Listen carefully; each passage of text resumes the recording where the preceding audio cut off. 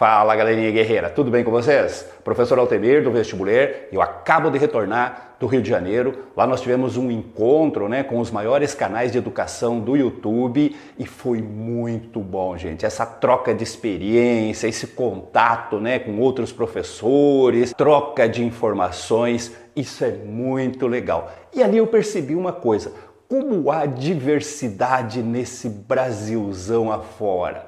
Principalmente no aspecto cultural, como há peculiaridades, particularidades na cultura de cada região, especialmente na literatura. E foi aí que surgiu a ideia de fazer vídeos colaborativos com a participação de outros professores para falar sobre essas diferenças regionais da nossa literatura. Então a gente está começando uma série onde nós vamos trazer professores aqui para falar da literatura específica de cada região. E nós vamos começar com a literatura de cordel, manifestação típica da literatura nordestina. Eu sou um apaixonado pela literatura de cordel.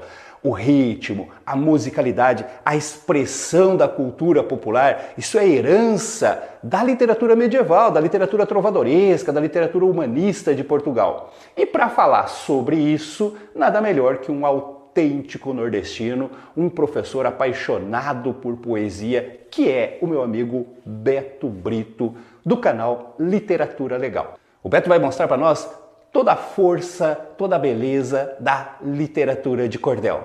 Beto, é com você. É isso aí, Altemir. Muito obrigado pelo convite. Então hoje é dia de falar de literatura de cordel, essa literatura que tem a cara do Nordeste. Antes de mais nada, pedir para que todos aqueles que estejam vendo esse vídeo, fortalece aí, galera. Vamos lá no meu canal, Literatura Legal, com o professor Beto Brito e vamos se inscrever, né? Beleza? Falou! Vamos começar. Seguinte, o professor Altemir já até começou falando aí da literatura de cordel. A literatura de cordel, pessoal, ela não tem origem no Brasil. A origem dela é portuguesa. A origem dela é oral. Então ela foi produzida principalmente ali no período medieval. Só que quando chegou o século XVI, com o Renascimento e o classicismo português, sentiram a necessidade de escrever aquelas novelas de cavalaria que eram passadas boca a boca no período medieval. E aí então surge essa literatura de cordel. Essa literatura de cordel, lá na Europa, tem origem medieval e ela é bem simplória, pessoal, porque ela é de um período medieval em que o povo não sabia ler. E aí, então, justamente, ela tinha que ser fácil de ser decorada, tinha que ser rimada, com estrofes com um tamanho adequado para serem lembradas posteriormente. Por isso que ela, hoje em dia, ainda carrega esse caráter simplório, tá certo? O nome cordel, pessoal, ela se dá porque os livrinhos que eram feitos quase que manufaturados eram pendurados para serem vendidos nas feiras em cordões. E aí, então, por isso que era literatura de cordel. Aqui no Brasil ela só vai chegar por volta do século XVIII, mas ela vai carregar as mesmas características. Uma poesia rimada, metrificada, simplória. E aí o Nordeste é que vai absorver esse tipo de produção, tendo seus principais representantes.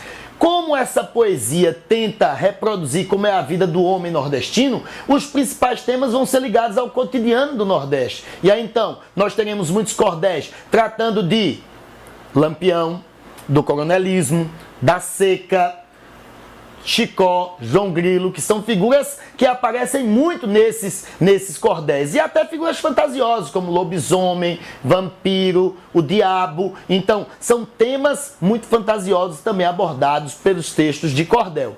Vamos às qualidades literárias. Os cordéis, pessoal, como são obras regionais, eles carregam a linguagem do homem do interior. Por isso que a linguagem regional é muito presente nesse texto.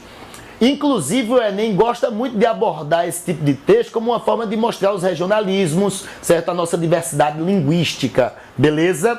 Os cordéis, eles são escritos em estrofes rimadas, mas as estrofes podem ser de tamanhos variados, de acordo com a escolha do autor. Podem ser quadras, que são estrofes de 4 versos, podem ser sextilhas, que são de 6 versos, mas a mais comum mesmo é a septilha, que é a de 7 versos.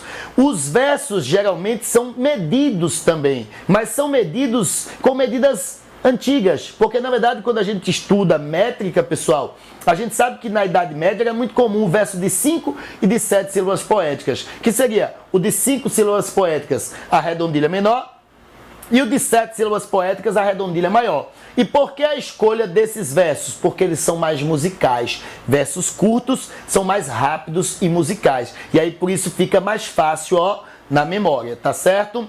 Alguns dos representantes máximos dessa literatura de cordel. Os mais famosos, Leandro Gomes de Barros, você não pode esquecer o nome desse cara, Leandro Gomes de Barros. E aí então, ó, Zé Limeira, uma lenda, certo? Patativa do Assaré, e esse que eu vou recitar hoje para vocês, porque muitos artistas, principalmente modernistas do século XX, chegaram a ser muito influenciados por essa literatura de cordel. E aí então surgiu na Paraíba um artista fantástico chamado Zé da Luz. E Zé da Luz, ele tinha mania de escrever tudo de maneira muito regional, usando aquele português falado, tá ligado? E aí certa vez disseram, eu duvido você fazer um cordel falando de amor, porque geralmente esses cordéis, pessoal, eles tratavam de coisas fantasiosas ou de coisas relacionadas à seca e que tinham um certo viés de humor. E as pessoas diziam, fazer humor atrelado a amor é muito difícil. E aí Zé da Luz, desafiado, escreveu um poema chamado Ai Se Cesse. Se você não entendeu o texto, o tema Ai Se Cesse é o mote do poema, pessoal. O mote é o motivo para escrever o texto, é o desafio, certo? Como esses textos eles vinham da literatura oral, geralmente o cara era desafiado e fazia o poema de repente. E aí então ele fez um poema chamado Ai Se Cesse, que na verdade é uma maneira de falar ai se fosse. Como o homem do interior não conhece muito bem as conjugações verbais, ele fala ai se cesse no lugar de ai se fosse. E o poema diz assim, ó: percebam na qualidade poética, percebam nas repetições sonoras, percebam na rima interna, rima externa e na linguagem regional. Ai se cesse diz assim, ó: se um dia nós se gostasse, se um dia nós se queresse, se nós dois se empareasse, se juntinho nós dois vivesse, se juntinho nós dois morasse, se juntinho nós dois dormisse, se juntinho nós dois morresse, se pro céu nós a subisse, mas porém se acontecesse que São Pedro não abrisse a porta do céu e fosse te dizer qualquer tolice, e eu me arriminasse, e tu com insistisse, para que eu me resolvesse, e a minha faca puxasse, e o bucho do céu furasse, talvez nós dois ficasse, talvez nós dois caísse, e o céu furado arriasse, e as virgens todas fugisse. É, galera, isso aí é Zé da Luz, grande nome da literatura moderna nordestina, que tem forte influência da literatura de cordel.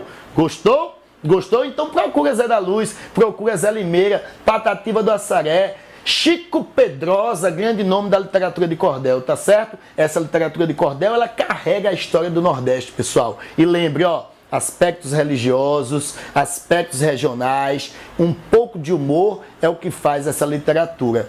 Eu espero que vocês tenham gostado. Valeu pelo convite, professor Altemir, e cada vez que precisar, eu estarei aqui presente para ajudar vocês. Falou, galera! Até mais! Tchau, tchau! E aí, gostaram? Não tem como não gostar, né, gente? É a melhor arte apresentada com paixão. Se você ainda não conhece o canal do Professor Beto, Literatura Legal, tô deixando na descrição aqui o endereço, vai lá, se inscreve e deixa também o seu comentário. Você gostou desse vídeo? O que você quer ver? Sugestões para os próximos vídeos. Não deixa também de se inscrever no vestibular, caso você não seja inscrito ainda, para receber toda semana novos vídeos aí. E eu te aguardo numa próxima aula. Um abraço!